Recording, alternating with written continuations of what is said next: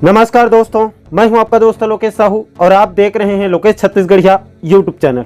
आप सभी साथियों का हमारे इस मंच पर, हमारे इस चैनल पर बहुत बहुत स्वागत है, बहुत बहुत अभिनंदन है। दोस्तों, प्रदेश में वेतन विसंगति को लेकर बड़ी खबर है। कल 16 सितंबर 2022 को आपको पता होगा, संजय शर्मा जी के नेतृत्व में कल जो है कमेटी की रिपोर्ट का उनका जो पूरा डॉक्यूमेंट था उसको कल राजधानी रायपुर के बूढ़ा तालाब में जलाया गया था। उसके बाद मंत्रालय पहुंचे हुए थे और वहां से जो शिक्षा विभाग के सचिव हैं आलोक शुक्ला और जो बड़े अफसर हैं सरकार के, उनके तरफ से जो बयान आया है वो आपके पैरों तले की जमीन खिसका सकता है। जी हाँ दोस्तों, बड़ी खबर है और सरकार के तरफ से अब वेतन विसंगति को लेकर सीधे तौर पर नकारा जा रहा है। पहले एक तरफ तो कहा जा रहा है कि वेतन विसंगति है ही नहीं, जबकि ऐसा नहीं है। छत्तीसगढ़ में लगभग 16-17 विभाग में वेतन विसंगति की समस्या है।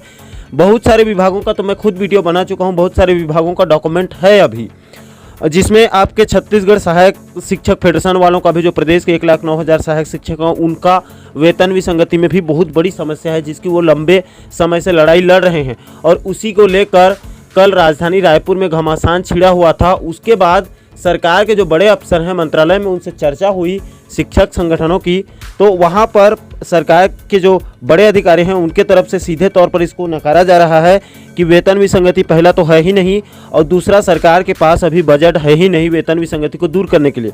मैं आपको पुष्टि के लिए एक रिपोर्ट दिखाना चाहता हूँ। इसको देखिए, इस वेबसाइट में बताया गया है, पोर्टल में इनके हेडलाइंस को देखिए। कल 16 सितंबर की खबर है और कल 16 सितंबर को राजधानी रायपुर में एक जंगी प्रदर्शन किया गया था। अब देखिए, इनके हेडलाइंस में बताया गया है वेतन विसंगति है ही नहीं। प्रमुख सचिव ने बताया, संजय शर्मा, वीरेंद्र दुबे और विकास राजपूत ने कहा, पूर्व सेवा अवधि की गणना से शिक्षकों की सभी मांगों का होगा निराकरण। कमेटी ने अपना काम कर दिया है, संबंधित पक्ष को बताया गया है। जन घोषणा पत्र में क्रमोन्नति है मुख्य बिंदु और शीघ्र हो निराकरण। ये कुछ बिंदुएं हैं कल की बैठक की। और आगे आप और देखिए, संजय शर्मा प्रदेश अध्यक्ष छत्तीसगढ़ टीचर्स एसोसिएशन, वीरेंद्र दुबे प्रदेश अध्यक्ष शालेय शिक्षक संघ, विकास राजपूत प्रदेश अध्यक्ष नवीन शिक्षक संघ, इन तीनों के संयुक्त संघर्ष से कल वेतन विसंगति की अगुवाई की गई थी।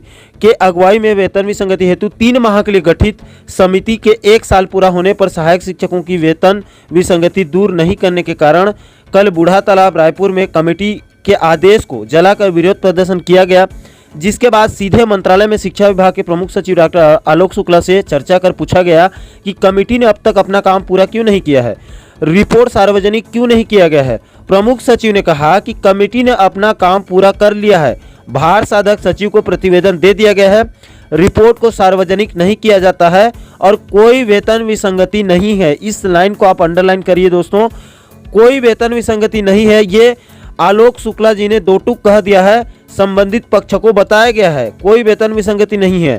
संजय शर्मा, वीरेंद्र दुबे, विकास राजपूत के नेतृत्व में प्रतिनिधिमंडल ने माननीय मुख्यमंत्री, मुख्य सचिव और प्रमुख सचिव, स्कूल शिक्षा विभाग के और सामान्य प्रशासन विभाग के सचिव और वित्त विभाग के सचिव, साथ ही साथ स्कूल शिक्षा विभाग के सचिव, पूर्व सेवा अवधि की गणना कर जन घोषणा पत्र के उल्लेख अनुसार शिक्षक एलबी संवर्ग के मांगों का निराकरण करने ज्ञापन सौंपकर तथ्यात्मक दस्तावेजों के साथ पक्ष रखा गया है। इन सभी सचिवों को उनके पास जो है ज्ञापन सौंपा गया है। कल चर्चा करते हुए बताया गया है कि पूर्व सेवा अवधि की गणना से ही शिक्षकों की सभी मांगों का निराकरण होगा।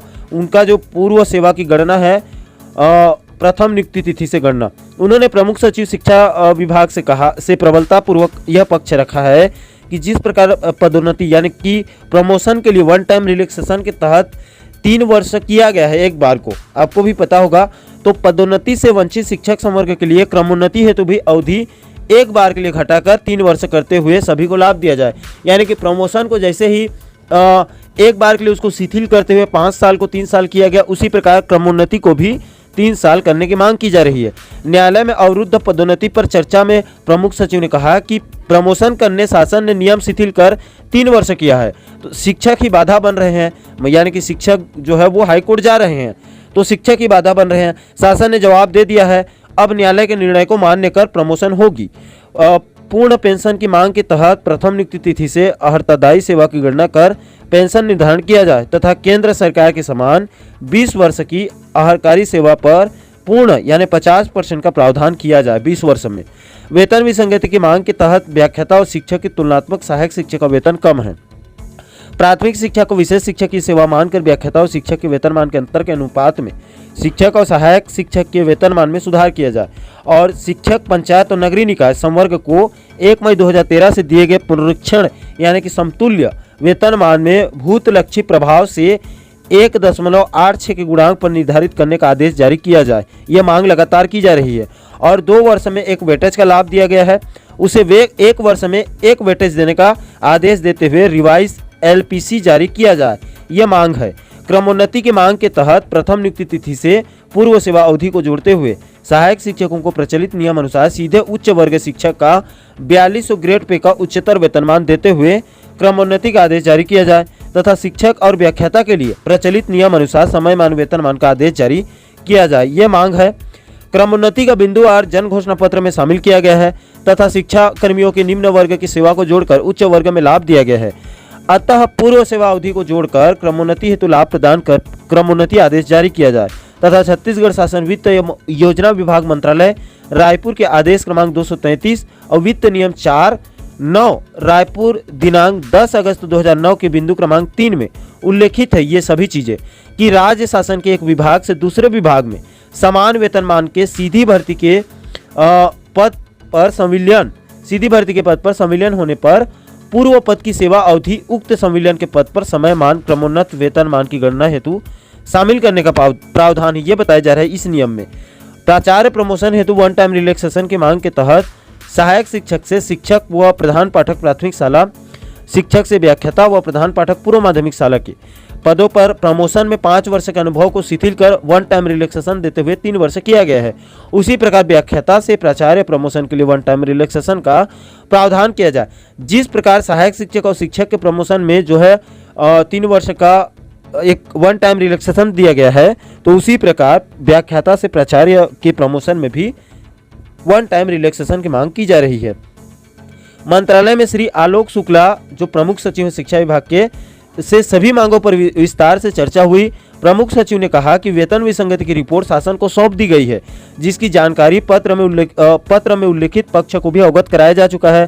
शासन की वित्तीय स्थिति अभी अच्छी नहीं है, अतः कोई भी वित्तीय भार संबंधित निर्णय अभी प्रस्तावित नहीं है। यानी कि दोस्तों स्कूल शिक्षा विभाग के जो सचिव हैं डॉक्टर आलोक शुक्ला, उन्होंने कल साफ कर दिया है। पहला तो उनका कहना है कि वेतन विसंगति है ही नहीं, दूसरा उनके तरफ से कहा जा रहा है कि सरकार की अभी वित्तीय स्थिति जो है वो अभी ठीक नहीं है।